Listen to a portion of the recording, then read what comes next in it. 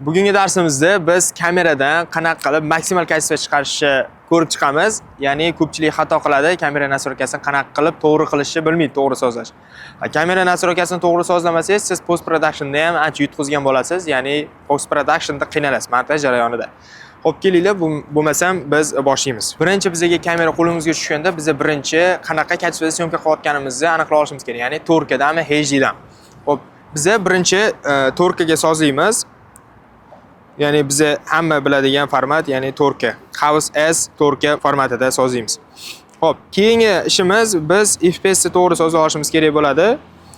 FPS ni mana shu fayl formati tagida Movie Settingsga bosib, biz nima sinimat qilayotganimizga qarab, slow motionmi yoki oddiy kadrlarmi yoki reklamli klipmi, o'shanga qarab biz kamera nastroykasini FPS ni to'g'rilab qo'yamiz. Menga hozir 25 FPS kerak, o'shancha 25 FPS qo'yaman va tagida bizda bitlar turgan bo'ladi, 8 bit, 10 bit. Hammada ko'pincha 8 bit turgan bo'ladi. Biz o'shani 10 bit qilib qo'yamiz har doimgidek. Chunki 10 bit colorda yaxshi effekt beradi.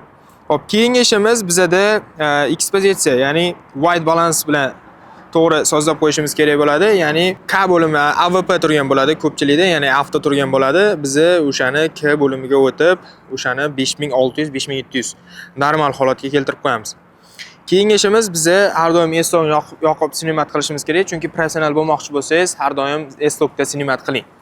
Xo'p, S-logni ekspozitsiya bo'limidan color tonga o'tib, color tondan picture profilga o'tib, picture profildan PP lardan to'g'rilashimiz mumkin. Masalan, PP off turibdi, hozir PP 7 ga o'tkazib sinimat qilamiz. Agar siz videograf bo'lib to'g'ri kayfiyat chiqaza olmayotgan bo'lsangiz, bizda bu fishka, ya'ni PP 7 modulida sinimat qiling. PP7da dynamic range deydi, ya'ni dinamik diapazon baland bo'ladi. Soyalarni yaxshi ko'radi.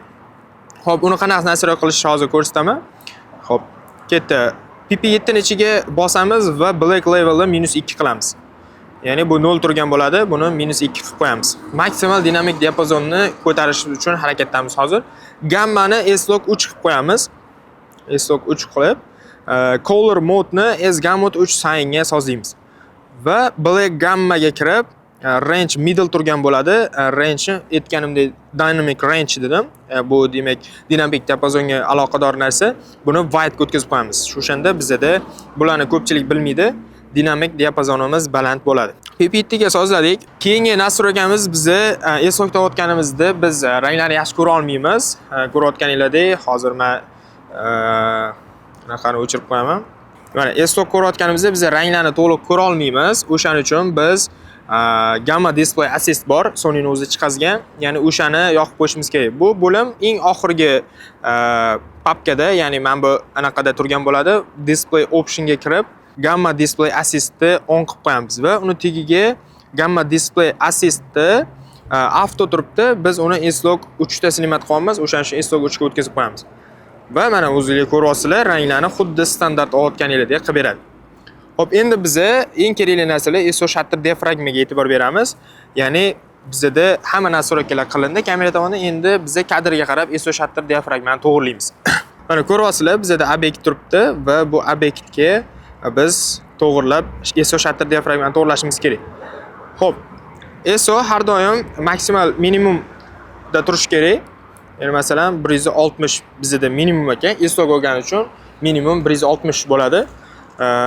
Kamera S3 bo'lgani uchun ancha past ola oladi.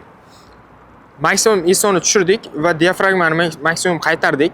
Shutterni o'zingizlar bilasizlar, FPS ga qarab 2 ga ko'paytirish qoidasi bor. Ya'ni FPS necha bo'lsa, o'shanga 2 ga ko'paytirib shutterni qo'yasizlar. Ya'ni masalan bizda 25 FPS bo'lyapti, o'shaning uchun biz 50 FPS qo'yishimiz kerak.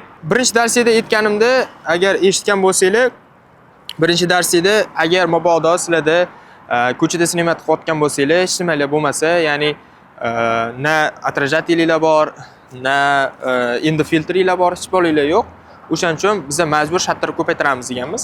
Mana diafragma minimum 1.8 da turibdi, orqa yaxshi yuvilishi uchun, kayfiyat yaxshi bo'lishi uchun. ISO maksimum minimum turibdi, 160, ya'ni kayfiyat yaxshi bo'lishi, shum bo'lmasligi uchun, yorug'lik yaxshi ko'rinishi uchun.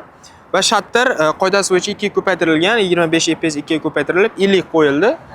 Lekin bizda mana ko'rayotganingizdek kadr yonib ketgan. Bizda ikkita yo'l bor, yoki diafragmani ko'tarishimiz mumkin, yoki shutterni ko'paytirishimiz mumkin.